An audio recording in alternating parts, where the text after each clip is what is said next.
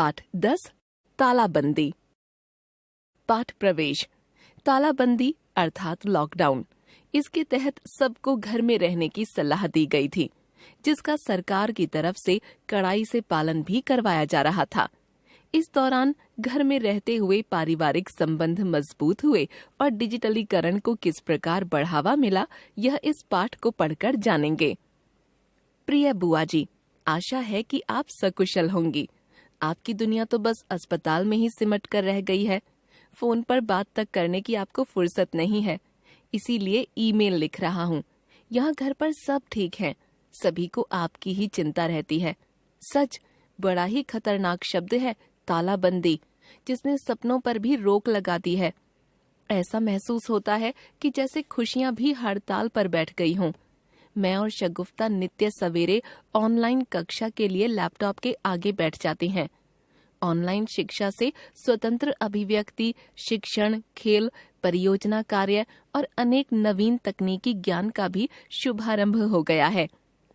आज एहसास हो रहा है कि विद्यालय का कनेर का पेड़, खाने के डिब्बों की खुशबू, प्रार्थना सभा का अनुशासन, संगीत की कक्षा से आती स्वर लहरी, बस की धक्का मुक्की, मैदान की धूल मिट्टी, कक्षा की धींगा मस्ती भी बहुत कुछ सिखाती हैं। हम अभी तक यही समझते थे कि देशभक्त तो केवल स्वतंत्रता सेनानी और सेना के जवान ही होते हैं, लेकिन आपको देखकर समझ आया कि देशभक्ति तो एक विचार है, भावना है।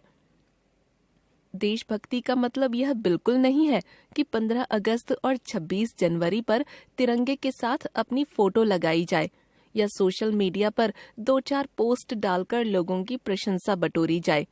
जो व्यक्ति अपने स्वार्थ, परिवार और समाज आदि से ऊपर उठकर देश हित और मान सम्मान के लिए तत्पर रहे, वही सच्चा देशभक्त है। अब्बा हमारी स्कूल डायरी के पहले पन्ने पर चार्ल्स एफ ब्राउन की एक उक्ति हमेशा लिखते हैं, हम सभी महात्मा गांधी नहीं बन सकते, लेकिन हम सभी देशभक्त तो बन ही सकते हैं। अब्बा के इस मूल मंत्र को आपने पूर्णतः चरितार्थ कर दिया है। अब्बा बड़े गर्व से सबको बताते हैं कि उनकी प्यारी बहन एक कोरोना योद्धा है। शगुफ्ता ने भी पुलिस जवानों, सफाई और बिजली कर्मचारियों के लिए कुछ शुभकामना संदेश कार्ड बनाए हैं। कोरोना संक्रमण का झंझावात अपने साथ कुछ सौगातें भी लाया है। तालाबंदी से पूर्व सड़कों पर गाड़ियों के दौड़ने से ध्वनि प्रदूषण हो रहा था। कल कारखानों से निकलने वाले धुएं के कारण वायु प्रदूषण तथा इनसे निकलने वाला कचरा जल में प्रवाहित कर दिया जाता था, जो जल प्रदूषण का भी कारण बनता था। पर अब इन सब में काफी कमी आ गई है। टिमटिमाते तारे मानो विनम्रता से झुके जा रहे हों।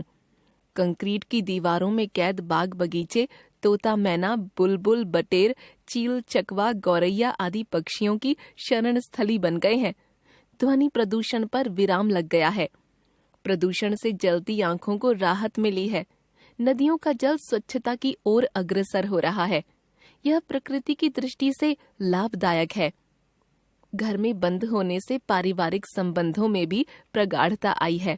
इससे पूर्व के समय की बात करें तो सभी अपने दैनिक कार्यों में इतने व्यस्त थे कि एक दूसरे के लिए समय नहीं निकाल पाते थे। अम्मी, अब्बा दोनों ही अपने ऑफिस के कार्यों में व्यस्त रहते थे। पर अब हम सबको साथ में समय बिताने का मौका मिल रहा है। बस आपकी कमी हमेशा सताती है। शाम को हम सभी मिलकर लूडो, कैरम बोर्ड, शतरंज आदि खेलते हैं। हमने घर में टमाटर, हरी मिर्च, पालक, अजवाइन, तुरई आदि के पौधे लगा दिए हैं, जिससे बदरंग सी छत पर 4 चांद लग गए हैं। मेरे कुछ मित्र जैविक खेती करना सीख रहे हैं। इन दिनों खान पान की भी पारंपरिक संस्कृति विकसित हो गई है। इस दौरान मैं अपने स्वास्थ्य पर भी ध्यान दे रहा हूँ। मैं प्रतिदिन योग और व्यायाम करता हूँ। इससे मुझे पूरे दिन फुर्ती महसूस होती है और मानसिक शांति भी मिलती है।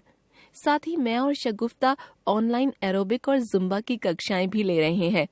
मैंने YouTube से सीखकर सबको केक भी बनाकर खिलाया। जब आप घर आएंगी तो आपको भी अवश्य खिलाऊंगा।